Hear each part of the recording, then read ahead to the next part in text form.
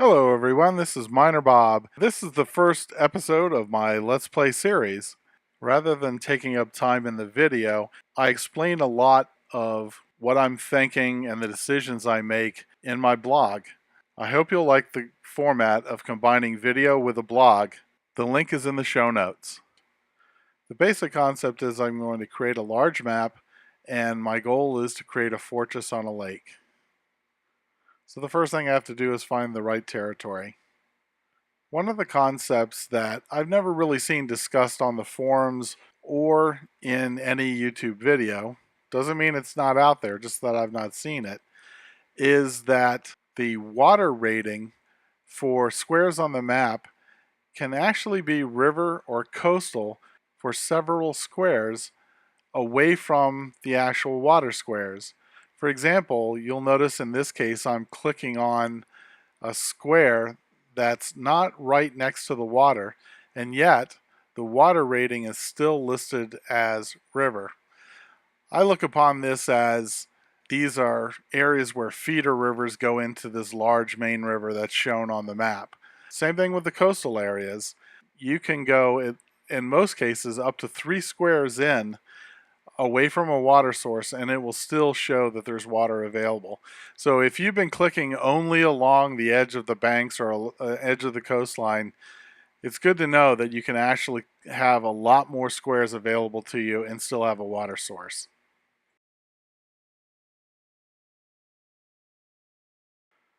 So let's take a look at the square that I've chosen. First off, you can see that it is grassland for the biome. Topography is hills. That gives me extra mining. Trees are medium. That's actually the density of timber that I like the best. It's coastal water. I tend to prefer river, but trust me, up to this point, I've been clicking on a lot of squares just to get here. I couldn't find anything that I liked on the river, so coastal it is. You can see that I have a rare level of tin, so that means I'm not going to get very much. But that's okay because, as I point out in the blog, you really only need half the amount of tin as you do for copper in order to make bronze. I've got a frequent rating for copper, so I should be good for making my bronze. I've got an even better rating for iron. Coal isn't as high as I'd want it to be, but it's actually pretty much the best I've seen on this map so far, except for heavily mountainous areas. For the wildlife, oh boy, I really like these ratings. Fish and chicken are abundant, 100 ratings. Those are really good. Boar at 70, sheep at 73. I'm going to see a lot of animals on here, and they're going to hopefully spawn a lot more frequently. So this is really a good starting location, especially for a first season.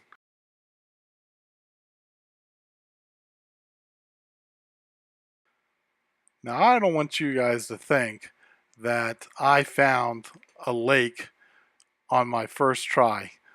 I lost count of how many maps I had to generate in order to get that lake. But boy, that looks like exactly what I'm looking for. I want a nice hilly region. I want good forest coverage, and this has it. The top end of that lake is probably where I am going to be putting my fortress. Now, the next thing you should do is check how many levels down you can actually dig. So scroll down with your mouse wheel till you hit black, and then start walking it up, and you can count how many levels you'll have. In my case, I basically have 2 or 3 levels. Now it's time to place your settler's wagon, finding a nice place for it. In my case, I want to make sure that I have some room for farming, and the wagon will be close to where resources are collected. This will make for a shorter trip for the settlers when they empty their inventory. The next critical step is looking at the traits of your settlers, looking for clumsy people, quick learners, hard workers, and most of all, overeaters. Couple of quick learners. This one's courageous. That's 2 clumsy, 3 clumsy. Last but not least, an overeater. With that done, we need to check our resources and see if we have a viable game. Here we have no wood, 5 stone, some food, 43. Looks like we have 2 food crops, total of 10 seeds, cotton and wheat. This is pretty good. We don't have flax, but we have a lot of food seed. Next up, we look at our tools. We have 2 hammers, looks like 1 axe, 2 pickaxes, and 1 hoe, and no fishing pole. The weapons, we have 1 short bow and 13 arrows, and 1 sword, just 1 sword. And armor, nothing, absolutely nothing. For crafting, we do have 2 copper ingots, so we'll be able to make food barrels. No rope, so we won't be able to make a fishing pole right away. Now, I've saved you the trouble of watching me assigning the professions to each of my settlers. But to summarize, what I've done is assigned 1 person to be a wood chopper, largely because I only have 1 axe, 2 settlers to become miners. Again, I only have 2 pickaxes. 1 to be the jack of all trades, and I'll talk about that in a minute, but right now they're a carpenter. 1 to be the farmer, and then everybody else is a forager. The goal on day 1, get as much food and wood as possible. Forager and wood chopper. Those are your gathering professions. They have to go out into the wilderness, collect resources, and then bring them back. They're the ones that are most likely to run into any monsters out there. You want to gather resources for as long as possible during the daylight hours. When it starts to get darker, pull them back in, and you can start doing other things like building and mining and adding extra people to do farming, because those will be close into your camp and it will be easier to defend the people. So, what is your jack of all trades? That's the person most likely to be able to handle as many professions as possible.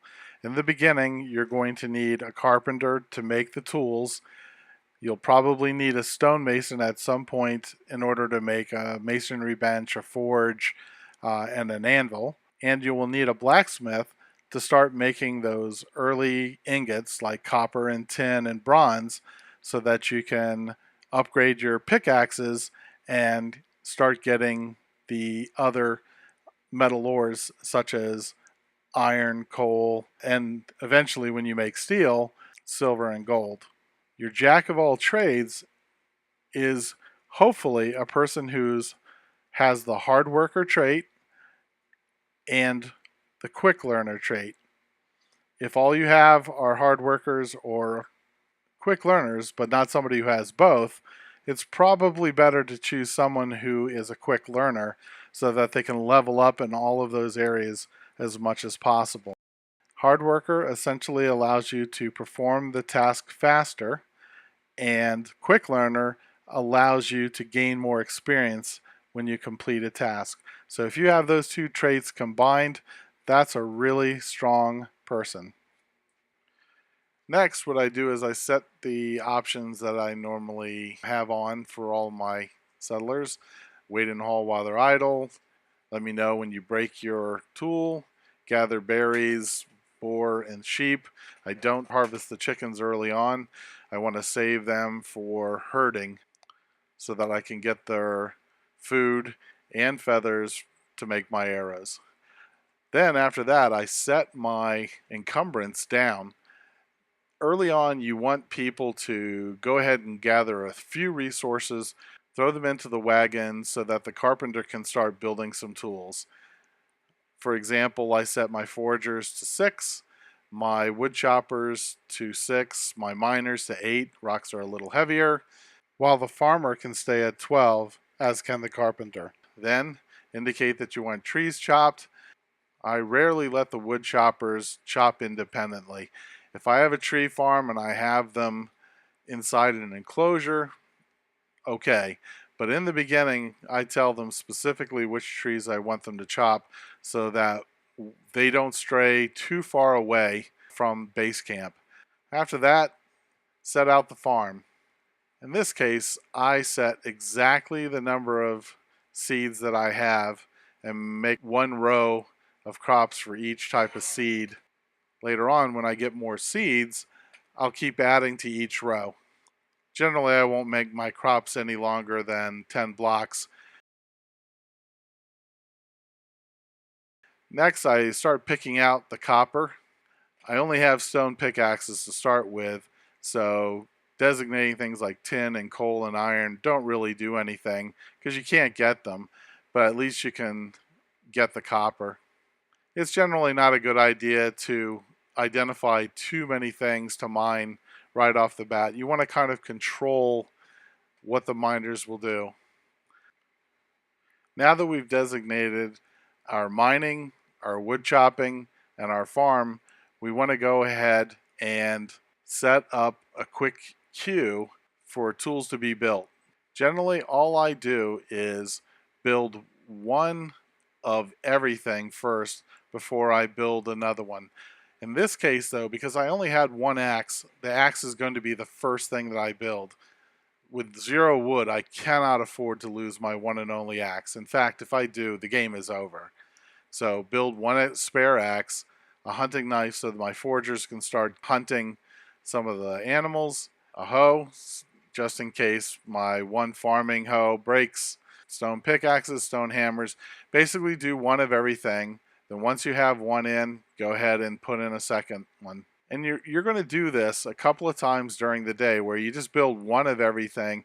And I generally do that until I get 5 of each item, except for hunting knives. Once the foragers are kitted out with hunting knives, I go ahead and arm everybody with a hunting knife just in case. This is a tactic for the early game. You don't have the ability to make lots of metal swords and metal armor, so really, a hunting knife is the next best thing. Better than punching them. Well, that's it for today.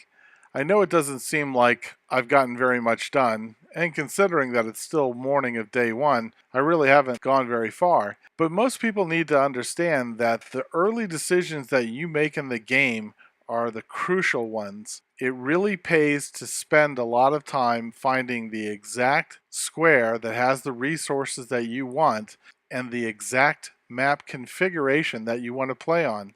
If you consider that by the time you get to day 20, where you should have a fairly good settlement, you're going to have spent roughly 10 hours getting to that point.